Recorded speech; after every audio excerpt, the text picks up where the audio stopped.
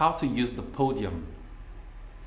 Some of my clients who are preparing for a major presentation often ask this question: what do I do with my hands while speaking at the podium?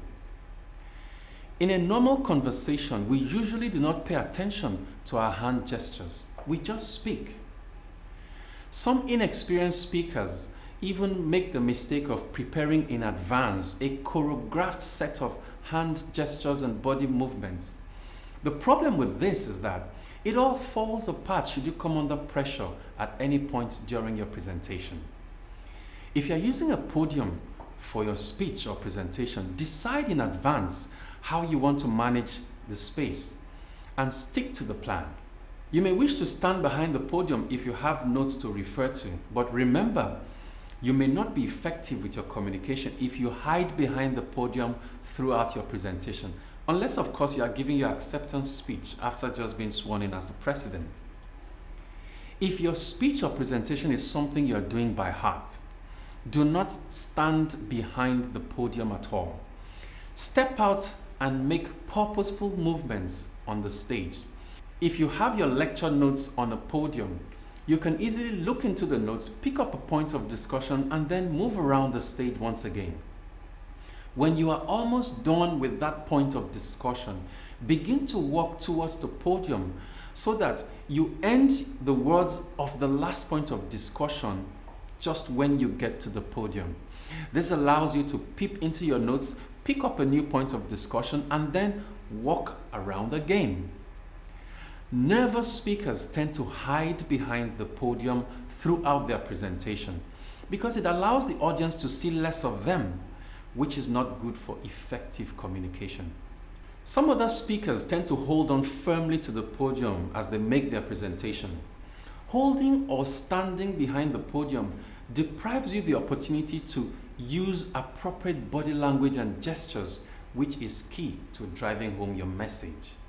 There are certain kinds of body language and postures you should avoid when presenting before an audience. I have given them names such as execution style, the pen flicker, the chief, hands in pocket, the rocking speaker, the death grip. Let's start with the execution style. Some speakers are in the habit of crossing their hands either in front of them or behind them as though they were in handcuffs or they were tied to a stake to be executed. The other is the pen flicker. These speakers keep flicking their pens or any similar objects just to keep their fingers busy during the presentation. It's just a way of dissipating energy, nervous energy. There is also the chief. This category of speakers have their hands crossed by their chests in a boss-like manner as they speak. There is the hands in pocket. These speakers have either one hand or both hands in their pockets as they do their presentation. Let's not forget the rocking speaker, who are in the habit of rocking their body from side to side as they speak. And finally, there is the death grip. These are the speakers who hold on so tightly to the podium as though the podium was running away. These are all different kinds of body language which nervous speakers use to dissipate nervous energy during their presentations. Have you asked yourself which category you belong? Majority do not even agree they exhibit some of this body language unless when caught on camera. So a good thing to do would be to record yourself doing a presentation and see which body language you use. The ideal body language to use is what I call the goal position. With the goal position, your palm is open with your arms by your side.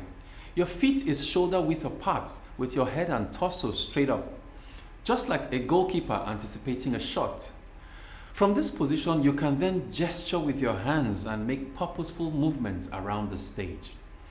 Your body language and posture can either show you are confident and in charge, or you are naive and nervous.